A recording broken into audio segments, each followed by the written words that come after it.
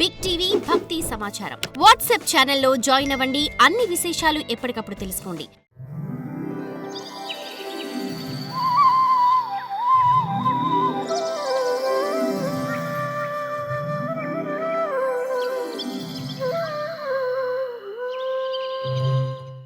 భగవంతుడు వర్ణించలేనివాడు, జ్ఞానస్వరూపుడు.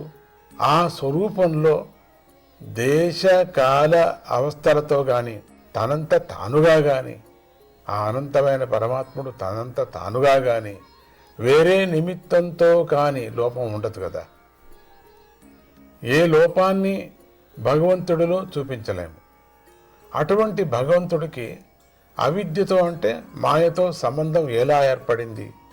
భగవానేక ఏవైష సర్వక్షేత్రేషు అవస్థితః. పరమాత్మ ఒక్కడే. ఆయన వంటిది కానీ ఆయన కన్నా వేరేదైన కానీ మరొకటి లేనే లేదు.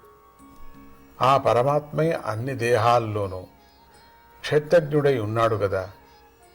మరి ఆ స్థితిలో ఉండే క్షేత్రజ్ఞుడు స్వానందానికి దూరంగా జరిగి కర్మలతో కష్టాన్ని అనుభవించేందుకు కారణమేమిటి? ఓ మహర్షి, విద్వాంసులైన తమరు అజ్ఞానమనే సంకటంలో పడి దుఃఖాన్ని అనుభవిస్తున్న నా మనస్సుకు సమాధానంతో శాంతిని చేకూర్చండి, నా మానసిక దోషాన్ని పోగొట్టండి అని విదురుడు ప్రశ్నించి ప్రార్థించగా, అహంకారం లేని ఆ మైత్రేయ మహర్షి భగవంతుణ్ణి స్మరించి చిరునవ్వుతో ఇలా సమాధానం చెప్పసాగాడు. మైత్రేయ మహర్షి చెప్తున్నాడు, ఓ విదురా, నిత్యముక్తుడైన పరమేశ్వరుడు జీవరూపంలో బద్ధుడై దీనుడై ఉన్నట్లుగా కనిపించే ఈ పరస్పర విరుద్ధమైన స్థితి భగవంతుడి మాయ మాత్రమే అని తెలుసుకోవాలి. ఒక మనిషికి కలలో తన తల తెగినట్టుగా కల వచ్చినంత మాత్రాన అది నిజం కాదు కదా. అదేవిధంగా ఈ మానవుడు తాను బద్ధుడు కాకపోయినా తనను తాను బద్ధుడని అయ్యానని తన స్వరూపానికి భిన్నంగా చూస్తాడు. ఇలా చూడటమే అజ్ఞానం. నీటిలోని చంద్రబింబం కదులుతున్నట్లుగా కనిపించిన నిజానికి కదులుతున్నది నీరే గాని చంద్రుడు కాదు. అదేవిధంగా ఆత్మయందు శరీరము మొదలైన ఆత్మ కాని వాటి గుణాలు వాస్తవంగా లేకపోయినా ఉన్నట్లే కనిపిస్తున్నాయి. సవై నివృత్తి ధర్మేణ వాసుదేవానుకంపయా భగవద్భక్తి యోగేన తిరోదత్తే శనైర్హ తిరోదత్తే శనైర్హ. ప్రవృత్తి మార్గంలో కాక నివృత్తి మార్గంలో నడుస్తూ భగవంతునిపై భక్తి అనే యోగాన్ని బాగా సంపాదించి దాని ద్వారా లభించిన వాసుదేవుడి కృపను పొందిన జీవుడు క్రమక్రమంగా అజ్ఞానాన్ని పోగొట్టుకొని ఆత్మజ్ఞానాన్ని పొందుతాడు. మానవుడి చిత్తంలో అవిద్య, అస్మతి, రాగము, ద్వేషము, అభినివేశము అనే దోషాలు, మలాలు ఇవంతా కూడా. ఎప్పుడైతే మానవుడు ఇంద్రియాలను సంసారం నుండి వెనక్కు తిప్పి వాటిని మనస్సుతో సహా భగవంతుని యందు లయం చేస్తాడో ఆ క్షణంలో మానవుడి చిత్త దోషాలు అన్నీ పోతాయి. అశేష సంక్లేశ శమం విధత్తే అశేష సంక్లేశ శమం విధత్తే గుణానువాద శ్రవణం మురారే కుతః పునః తచ్చరణారవింద పరాగసేవారతి రాత్మలబ్ధ. భగవంతుడైన శ్రీహరి యొక్క గుణాలను కీర్తించటం, వినటము అనే వాటి వల్ల క్లేశాలు, దోషాలు అన్నీ తొలగిపోతాయి.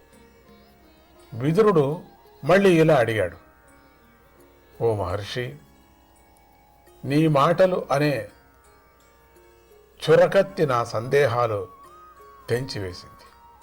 పరమేశ్వరుడి స్వాతంత్రము, జీవుడి పరతంత్రము మరియు కల్పితమైన బంధము, నిత్యమైన మోక్షము అనే రెండు విషయాలను నా మనస్సు చక్కగా తెలుసుకుంది. ఓ మహర్షి, నువ్వు చాలా బాగా చెప్పావు. జీవుడికి తనలో భాషించే క్లేశాలు మొదలైన వాటికి భగవంతుని మాయే కారణం. లేని జగత్తు ఉన్నట్లుగా కనిపించటంలో జీవుడి అజ్ఞానమే కారణం. ఈ లోకంలో పరమ మూర్ఖుడు మరియు బుద్ధికి అతీతమైన ఆత్మసాక్షాత్కారాన్ని పొందిన జ్ఞాని అనే ఇద్దరు మాత్రమే సుఖంగా ఉన్నారు. ఈ రెండు అవస్థలకు మధ్యలో సంశయంతో కొట్టుబిట్టాడే జనం మాత్రం దుఃఖిస్తూ ఉన్నారు అనేది నా అభిప్రాయం. ఆత్మ కానిది ఏది యథార్థం కాదు, అది వస్తువులాగా కనిపిస్తున్నది. ఓ మహాత్మా, నీ పాదాలను పట్టుకొని మీ ద్వారా జ్ఞానం పొంది దానితో ఈ అజ్ఞానాన్ని కూడా విడిచిపెడతాను. గురువైన నీ పాదాలను సేవించటంతో నిర్వికారుడు మధుసూదనుడు అయినటువంటి శ్రీహరి పాదాలయందు తీవ్రమైన ప్రేమ కలిగి ఆ ప్రేమ రసంతో క్లేశాలు దూరమవుతాయి. మహాత్ముల ద్వారా శ్రీహరిని చేరుకోవచ్చు. చిన్నపాటి తపస్సులు చేసిన వారికి మహాత్ముల సేవాభాగ్యము దొరకదు.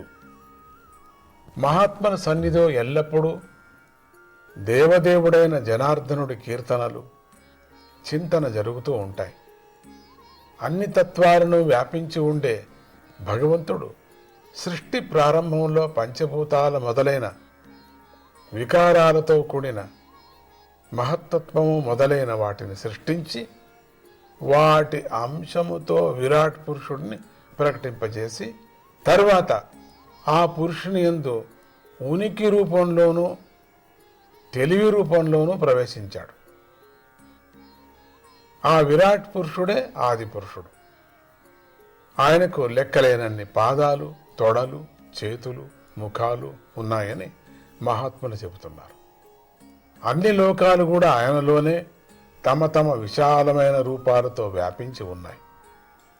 ఇంద్రియాలు, వాటి విషయాలైన శబ్దాదులు, వాటికి అధిష్టాన దేవతలు, 10 రకాల ప్రాణము ఆ విరాట్ పురుషుల్లోనే ఉన్నది. అక్షరాలు ఆయన నుండే పుట్టాయి అని తమరు ఇదివరకు ఆ విరాట్ పురుషుణ్ణి వర్ణించారు. ఇప్పుడు ఆయన విభూతులను చెప్పండి. అనేక విధాల దేహాలు గల ప్రాణులు తమ పిల్లలతోనూ, మనవళ్ళు మనవరాళ్లతోనూ, ముని మనవులతోనూ, తమ వంశీయులతోనూ కలిసి ఆ విరాట్ పురుషుని యందే ఉన్నారు. ఈ ప్రాణులతో ఈ జగత్తంతా నిండి ఉంది. మరీచి మొదలైన ప్రజాపతులకు కూడా ప్రభువైన ఆ విరాట్ పురుషుడు ఏ ఏ ప్రజాపతులను, సృష్టులను, ప్రతిసృష్టులను, మన్వంతర ప్రభువులను సృష్టి చేశాడో అది చెప్పు అని అడుగుతున్నారు.